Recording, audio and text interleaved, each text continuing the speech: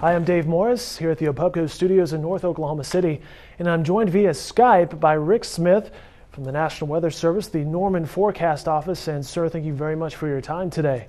Glad to be here, Dave. Appreciate it. And we're hoping this is something we can do all the time, or at least on a regular basis, with our friends down at the National Weather Service.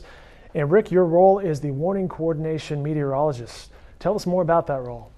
Well, in this part of the country, the Warning Coordination Meteorologist job is a busy one. My job is to interact with the public, with the media, with the emergency management, public safety community, just everybody out there to be sure that we're ready to handle any kind of weather disaster that may come up. So preparedness, education, training storm spotters, there's really a lot entailed in the job. So it's fun. It's a lot of work. I'm sure it is, because the weather's a full-time job in Oklahoma. And speaking of such, it's cold now, but I understand it's going to get colder. How's that possible? You would think it's not possible, but it is. We've been in an extended period of cold weather already, but what we're looking at for the middle and end of this week is some of the coldest air we've seen not only this season, but this decade, or in the past 10 to 15, even 20 years. Cold air spilling almost directly out of the Arctic down across the central U.S. and into Oklahoma and the surrounding states is going to bring us just brutally cold temperatures, and you combine that with some very strong winds we're going to see on Thursday, and it's just going to be downright unpleasant to be outside, and even dangerous. Now, Rick, let me ask you this question. We've already had a blast of winter weather with the snow over Christmas Eve.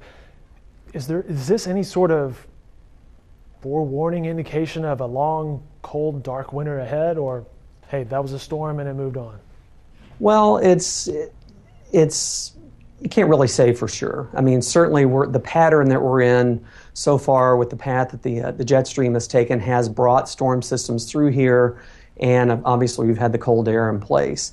I know most of us would hope that this pattern is not going to last. I mean, winter just started technically, so we've got a ways to go, but we're hoping, and we're seeing some signs in the first part of next week that we may see some moderation in this, where we may actually see highs getting up into the 40s, hopefully, and keep our fingers crossed for that. But we're can't really say for sure if this is a pattern that's just going to be established and stay here for the next 2 or 3 months. Well, Rick, you've just become my new best friend by saying this from 40s on the forecast.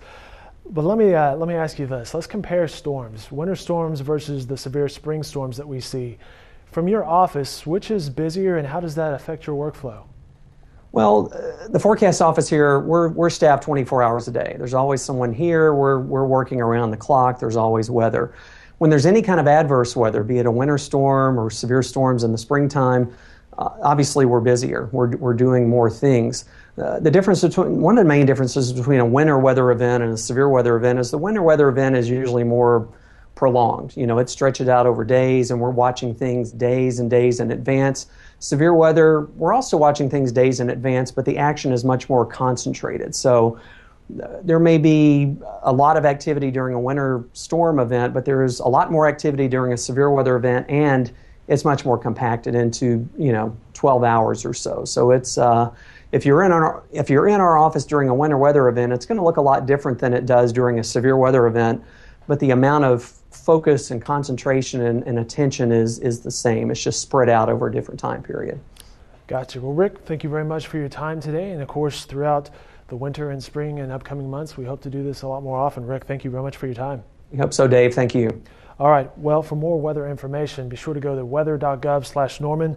There's a link at the top where you can click on the Enhance page for more information. And again, we hope to chat with Rick and our friends at the National Weather Service. In fact, the Oklahoman's Brian Painter blogs from the National Weather Service during severe weather, and he said it best, as he always does. The crew down there is very knowledgeable and very patient. We appreciate their time and work. And of course, as always, stay with News OK for the latest news and information.